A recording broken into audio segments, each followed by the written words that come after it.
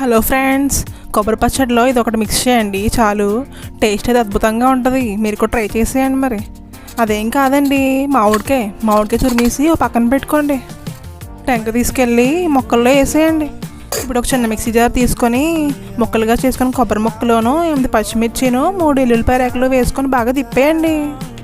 Mixie పట్టిన కొబ్బరి మిశ్రమాన్ని ఇందాక చేసిన మామిడి తురుములో కలిపేసి కొంచెం సాల్ట్ యాడ్ చేసేసి బాగా మిక్స్ చేసేయండి. మరి ఇప్పుడు పోపు కోసం ఒక గిన్నె పెట్టుకొని దాంట్లో కొంచెం ఆయిల్ వేసుకొని పచ్చిశనగపప్పు, సాయమినపప్పు, ఆవాలు, జీలకర్ర, వెల్లుల్లిపాయలు, పచ్చిమిర్చి కొంచెం వేసుకొని బాగా కలిపేయండి. ఇప్పుడు కొంచెం కరివేపాకు కూడా వేసేసుకొని బాగా తిప్పేయండి.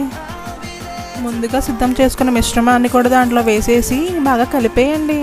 అంతే, పుల్లగా కారంగా యమ్మీ కొబ్బరి మామిడికాయ పచ్చడి రెడీ.